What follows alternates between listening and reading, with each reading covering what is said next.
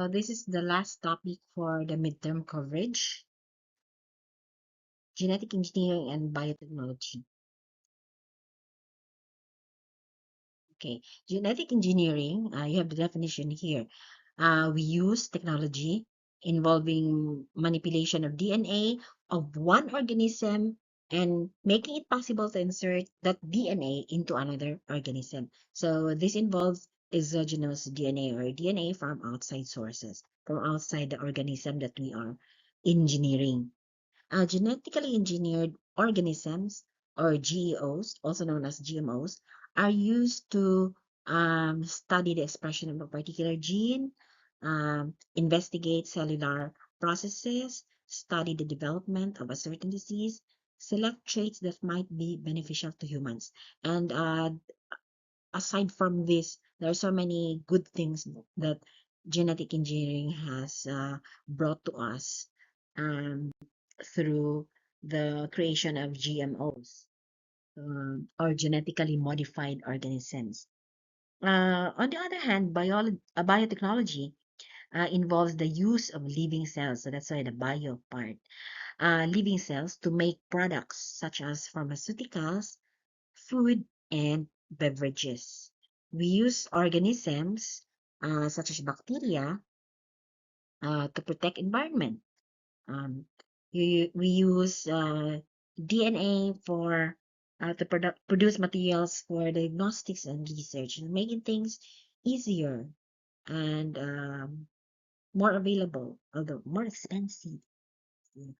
Applications include food production. So this is first and foremost, like milk production, uh, new plants, horticultural and ornamental plants, wildlife, aquaculture, natural resources, and environmental management. So, like for example, the bioremediation of waterways using bacteria. Then we have in medicine, uh, you have gene therapy, the production of vaccines, and even medicine, and forensic science. Organismic biotechnology involves helping the organism live better life and become more productive in the process. So improve the organism's quality and also the conditions in which they grow.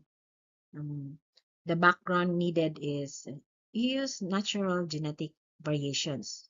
And then once you have a very nice sample, you can do, for example, cloning.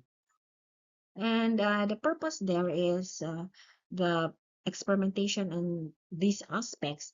The purpose is for us to meet our basic needs like food, clothing, shelter, health, and safety. So, in addition to food, clothing, and shelter, which were the three basic needs before, we need to have health and safety, or health and security, so that we can enjoy the first three. Then we have recombinant DNA, also known as rDNA. Here, there is manipulation involved, and there is the presence of two DNA sources that are brought into a single organism. Example, we have bacterial DNA added with the human gene for insulin. So in order to produce more insulin, because it's based on the fact that bacteria can multiply very fast. Then we have plant DNA also with bacterial DNA, usually for like pest control. Or we have mouse DNA combined with human DNA. And this is what we call transgenic, because you have two genes in one organism, two types of genes, the host organism's gene and the gene that is inserted. So the term recombination, therefore, uh, unlike the recombination that we have examined earlier under cell division, meiosis, in the context of genetic engineering and biotechnology, recombination involves the insertion of a foreign gene into a host.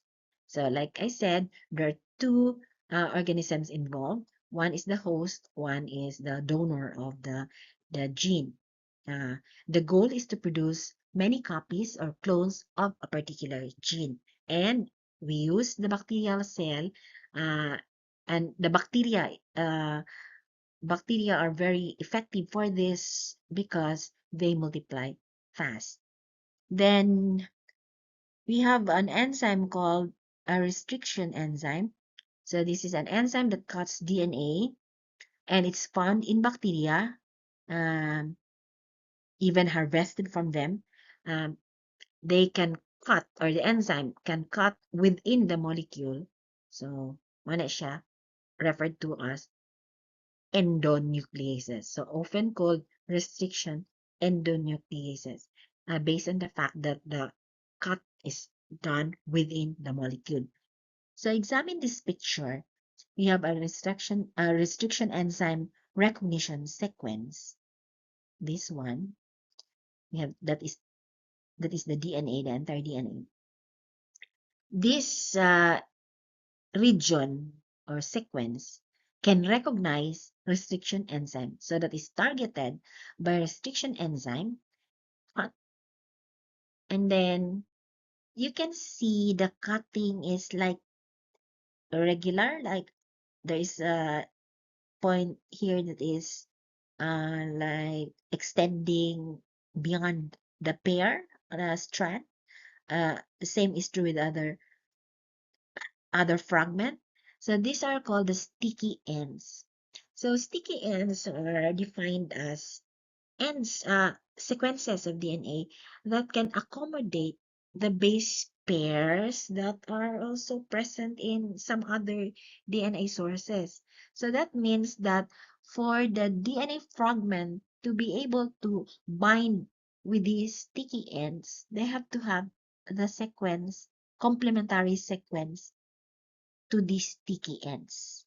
So this is the one that is introduced, and this is now the coming together of two types of DNA, and that is done through base pairing.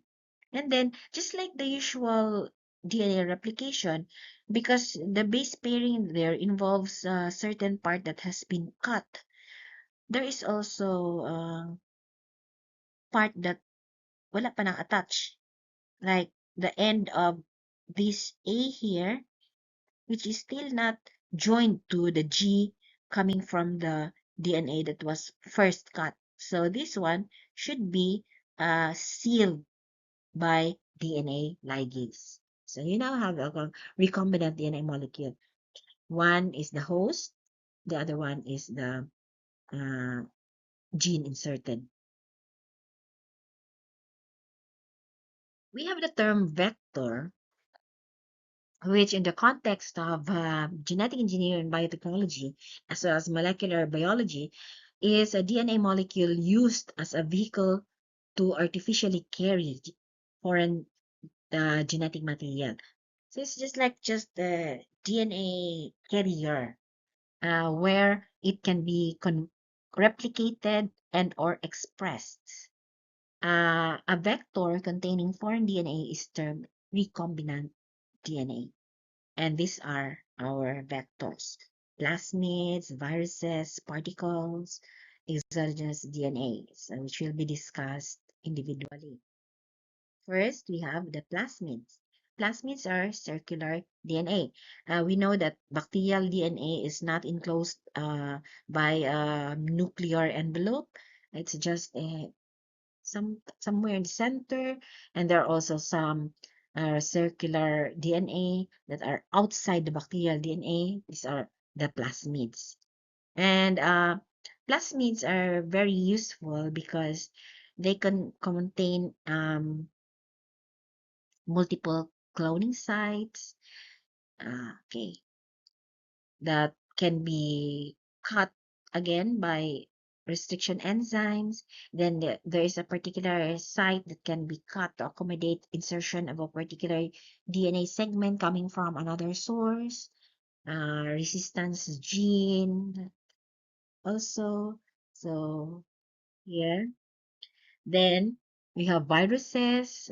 Virus is practically just nucleic acid, especially RNA.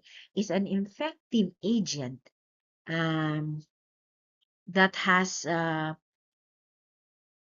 nucleic acid molecule in a protein coat, uh, very small, and it has these parts, the capsid, this one, viral envelope, surface proteins, and the genetic material. Another look at this. This is the viral genome. You can have the structural genes. You have inverted repeats, the pathogenicity genes there. So when virus invades the body, it can incorporate its DNA. Here, we have viral vector carrying a new gene. This is the original cell. This gets infected by the virus, and then the DNA is now combined with the host's genome. So you can say you're partly viral DNA. Then we have particles, also referred to as DNA-coated bullets. So very small. You need these are called bullets. You need also a particle gun, and the bullets are coated with DNA. So the bullets are either tungsten, made of tungsten or gold, coated with DNA, and then when it's going pointed at the host target na host or a plant, or it could be something else, some another organism, it can get into the cell and the DNA is incorporated by that particular cell. Then we have exogenous DNA. So DNA from outside sources. Um, Usually this one involves a phage, um, like a bacteriophage. It's like a bacteriophage is a virus that parasitizes a bacterium. Uh, it infects it, then reproduces inside it. So here, there is a recombination of an exogenous DNA into eukaryotic cell. So through the phage, the head is the one containing the DNA, then everything, all the parts, it looks like, it looks nasty. Now we have the tail, which to me looks like feet. So what what characteristics should vectors have in order to be effective? So one requirement is a vector should be able to replicate independently in the host cell. So there is an ORI, or a replication origin site. It should have restriction sites, which we have seen in plasmid, in the polylinker cloning region, or multiple cloning site, or MCS. It has a reporter gene that will announce its presence in the host cell. And it should, of course, be small in size compared to the host chromosome. Because you can probably introduce a big vector to a small host. So, like for example, this one, we have a bacterial cell. Labeled here is plasmid. It's taken out from the bacterial cell, cut using restriction enzymes, and into this cut part, uh, human DNA is inserted, specifically human insulin producing gene. And then this whole bacterial DNA with a human gene will be reinserted or reintroduced into the bacterial cell, and the bacteria will be allowed to multiply, and in the process also producing lots of insulin, which will be used for treating diabetes.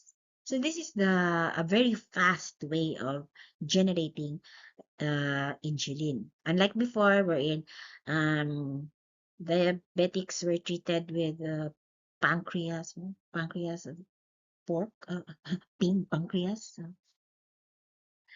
Here we have more more coverage in terms of the products. So the same principle here. Uh, we remove plasmid from a bacterial cell, uh, cut a specific part, and then the insertion of a specific gene depending on what we wish to produce in mass amounts. So we have here now the recombinant DNA uh, containing plasmid, and which is reinserted into the bacterium, and then bacterium will multiply to also produce lots of the products. So the product could be gene for pest resistance, or like genes be used in basic research, or genes for use in bioremediation. It could be as specific as growth hormone to address problem with stunted growth. Could be uh, protein dissolves protein that can dissolve blood clots in heart attack therapy. So whichever is the desired product, that's the gene that is inserted into the plasmid for the bacteria to produce in large amounts. So we have here a list of some genes that have been cloned by recombinant DNA technology. Actually, the list is now a lot longer, but just to give us some ideas what these are. And these are actually um, things that have been around and have been used for treatment of certain common diseases like diabetic, uh, where insulin is very important. You have factors needed for blood clotting.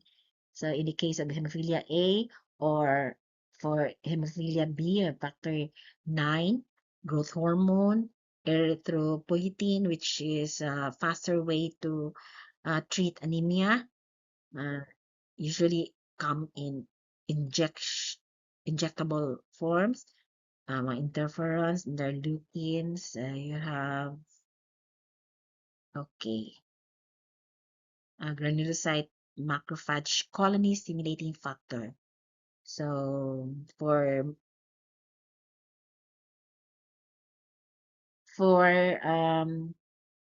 recovery of the bone marrow, especially after bone marrow transplant. Then TPA for dissolving blood clots, usually associated with stroke. Then ADA for addressing severe combined immunodeficiency. This is usually in children. The statins for uh, treating cancer, parathyroid hormone, leptin, and a lot more. So gene therapy is one of the highlights of studying genetic engineering and biotechnology, and it has benefited a lot of patients, especially those who are really near where the experiments are done. Like the first gene therapy that corrected the deficiency in a child. Here, there are two possible modes of delivery. You have direct delivery or cell-based. If direct, you have the therapeutic gene again allowed to be combined, so recombinant, with the vector, which is usually in this case a retrovirus, which can be injected into the patient. Wala siya direct delivery. Example, target organ is the liver. Dito siya mag-develop. Whereas in the case of cell-based, there is modification of mga stem cells here, which will be introduced with the therapeutic gene and na-package within the vector, which more easily done in the form of retrovirus than the cells that are derived from the individual himself are going to be introduced with that retrovirus. And then the recombinant cells will be uh, reintroduced into the patient. So that's another way. Cloning. So we have heard this since the time when of Dolly the sheep. Uh, like it's possible to produce a complete organism out of cells coming from the original, the mother sheep, the parent sheep. So here you have the differentiated, the cells that are differentiated and then taken from the sheep is used to combine with the egg cell that's going to be uh, cloned. Ano siya.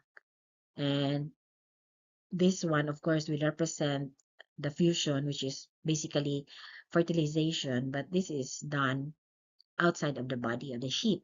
And you have the formation of an embryo that undergoes serial mitosis, and then the embryo is implanted into the U.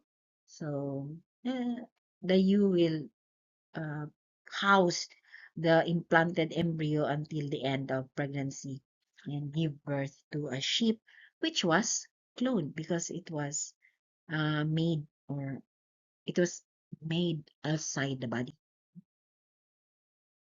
So researches done on animals, like for example, production of transgenic mice. So these are just experiments done, like what will happen if you combine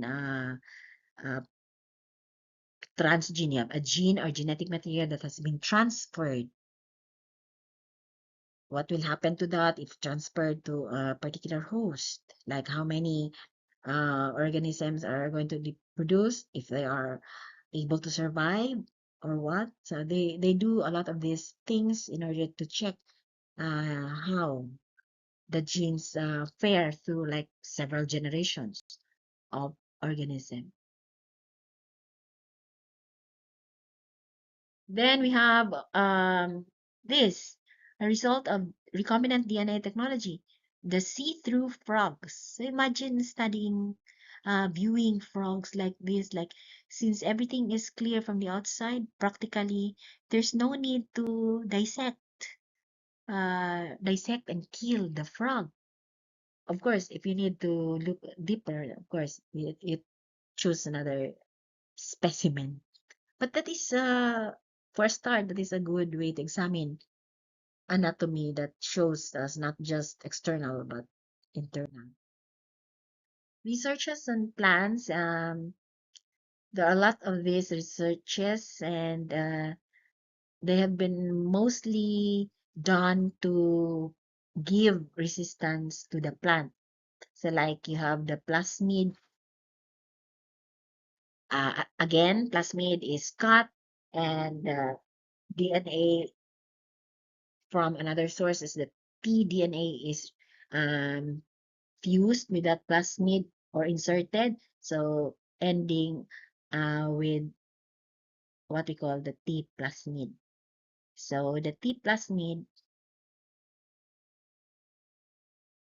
is introduced into the plasmid. Okay. The T plasmid is now reintroduced into the bacterium or reinserted in the bacterium, and this will multiply, of course. Here, that is with emphasis on the tDNA, the one that carries the foreign gene. And then this bacterium is now used to insert the tDNA into the plant. The plant cells are grown in culture, so grows into an adult plant, so already containing the DNA of the uh, plasmid. So that plant now is expressing a trait that is not produced by the original plant. So it now has resistance to pests, so built-in resistance. Like this, we have Bacillus thuringiensis. Ay, sa'yo, pagkasulat ang B. B capitalized, should be capitalized. Once eaten by the corn borer, the corn, the BT corn, will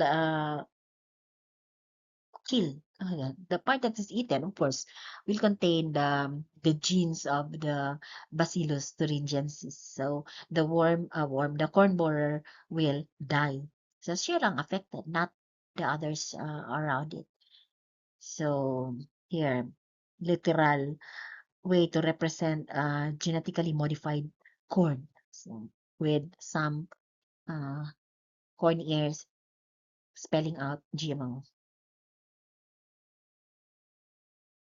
Research on microbes. So if you want to transform a bacterial strain, so you can use biotechnology. Like for example, you test whether a bacterial strain is capable of developing antibiotic resistance. So just looking at the naked DNA without associated cells or proteins, you look at how the DNA produced in terms of characteristics, or you look at how it changes with the incorporation of the foreign DNA.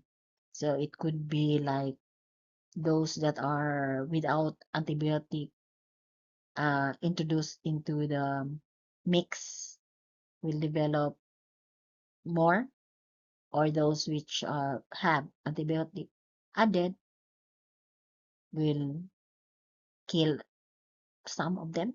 So depende. So transformation. Just okay.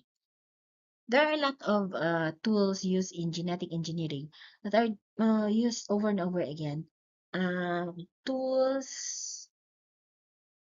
So these tools include many things that we have mentioned, maybe at some part of our lecture. Uh, some recent, some even goes back to the introductory portion. So under the first column, you have here the tool or the process. So you have restriction enzymes, which we have introduced recently. Example is EcoR1, um, which can cut DNA strands into fragments. So the plasmid being cut into such that a portion of it can allow insertion of foreign DNA. Then the cutting, of course, generates the sticky ends or the blunt ends that can accommodate other or foreign DNA fragments. We have gel electrophoresis. So kani sila, these are introduced to you in your molecular biology, and they can be used in like genetic studies, evolutionary studies, and related na fields. So gel electrophoresis separates DNA fragments by size. So I will show you a setup later. Then recombinant DNA technology, of course, a combination of two DNAs, cloning, producing large numbers of DNA, DNA sequencing, PCR. So making copies of specific regions of sequenced DNA. So many copies. So these are very important tools. Okay, this is electrophoresis. So here we have here an electrophoresis setup. This is a tank which you where you put your buffer, and in order to keep this setup cool, then there is a power supply that connects to the electrodes, the negative end and the positive end. You have sample, this is a gel where you put your samples in wells. So starting from this end, and you have here direction of movement. So you put your DNA sample here and the fragments are separated by size. So when you start to put on the turn on the power, you have now the separation. Of course, since the separation is done according to size or molecular weights, those having uh, heavy or high molecular weights tend to remain closer to the wells, and those that are lightweight, so will move away. Okay. So how do these things improve our lives? So in the case of crops, improvement of crops, we have enjoyed this already. So we produce crops that have enhanced taste and quality. Um, sa una, wala lang na siya nindot nga taste. But karon na accompanied sweetness or juiciness or whatever, reduce maturation time so that the farmers will not be spending or will not be waiting a long time in order for the harvest to uh, like more reduced maturation time means more harvest throughout the year. And okay, yields and stress tolerance, increased nutrients, yields and stress tolerance. So dili na kaayo environmentally affected. For example, ang crop. And some crops, especially those with the T plasmid uh, involved in the culture, will be resistant to disease, pests, and herbicides, even resistant to drought and heat, and new products as well as some growing techniques developed as a result of genetic engineering. The golden rice is developed as an effort to address vitamin A deficiency. So we have na provitamin A or beta carotene um, to solve malnutrition problems in the poor and disadvantaged people in developing countries. Because traditional rice varieties do not produce vitamin A, so we have the GMO to address that lack. Then we have animals, GMO na animals. With increased resistance, they can grow to full maturity and produce more resilient to whatever ang mga environmental changes, as well as feed efficiency.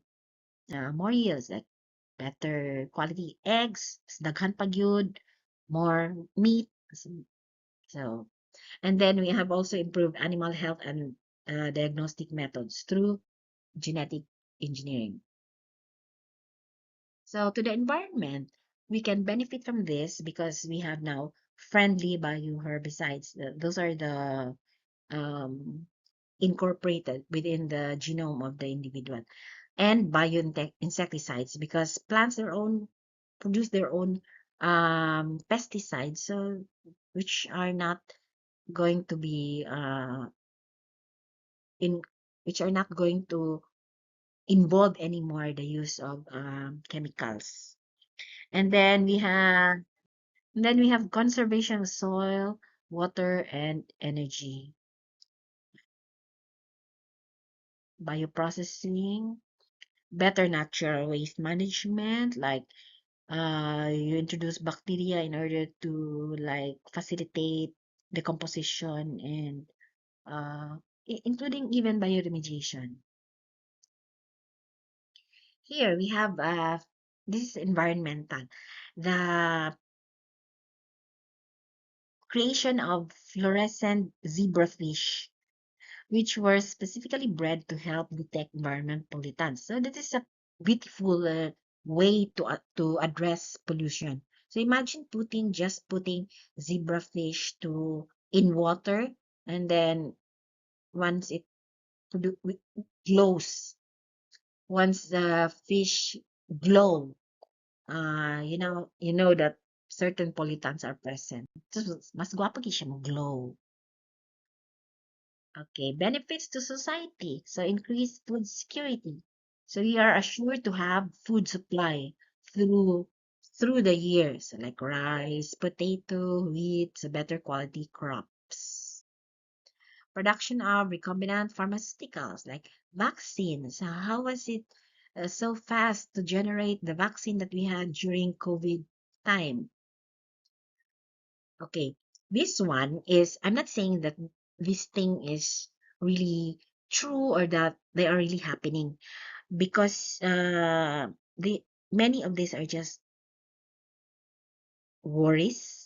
So, or maybe I don't know how to call it properly, but these are the concerns raised by uh and the group Greenpeace, which is against GMOs. But we don't know if these things will happen over time. So as part of the evolutionary process, because they're afraid that super weeds can be produced because there are herbicide resistance out of introducing GMO crops in the field, creation of new weeds because they're already resistant to herbivores, loss of biodiversity because they have the intercrossing that takes place in the field. Then reduction of soil quality, maybe coming from the toxins produced by plants, harm to beneficial insects because it's possible that non-harmful or non-target organisms can become susceptible to. There might be creation of new pests because resistant species might become pests themselves, so evolve over time. Sustainable agriculture and organic farming. So katong wala nag-adapt sa genetic engineering and biotechnology might have a problem competing with those who are using that technology. And crossover of genes to other species because the GMO is raised in the field. So it might harm the ones that are considered natural. It could be that the capability of GMO to escape and potentially introduce their engineered genes to wild populations, and productions of novel allergens and carcinogens, which is partly true or partly observed these days, but we don't know really if they are from GMOs. So kaning regulation na part, I will just be flashing this. No need for the discussion because these are just what goes on in the different countries as far as regulation is concerned. Like there are countries that are strict in regulating GMOs and what agencies are involved. This is for US, Canada, European Union.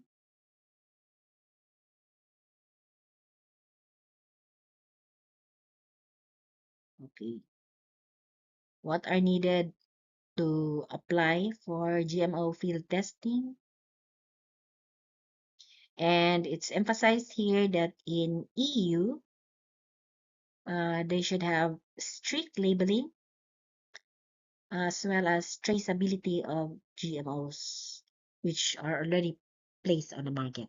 So strict labeling so that people still have choice whether to go for GMO or totally avoiding them. Regulation in Australia and New Zealand. So assessment first before they are approved for human consumption, and labeling.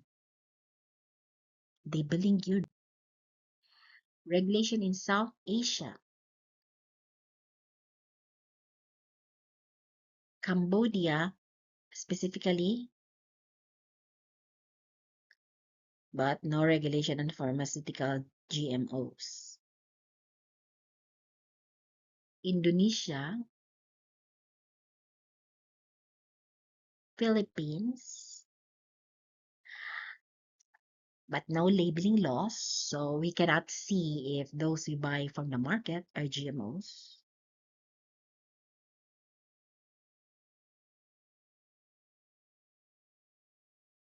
Okay, these are the labels. So how to differentiate genetically modified from organic and conventionally grown uh, products. We don't have labels on all of our products. Some do have, but not all. Now, these are the reasons why labeling is not implemented because they are afraid that dili ma dili mahalin uh, gilabel na GMO, or for religious and ethical reasons. You don't like to consume other types of DNA, possible health effects for health conscious organisms, like they don't like GMO ingredients. It's a matter of choice, really. Uh, so there is also a problem with food system infrastructure. So we have to separate na GMO and non-GMO, which would mean the lisod man gani tag provide a market for all the products. How much more if we need to separate? Then we have activists that fight GMO labeling. So that is all for our midterm coverage.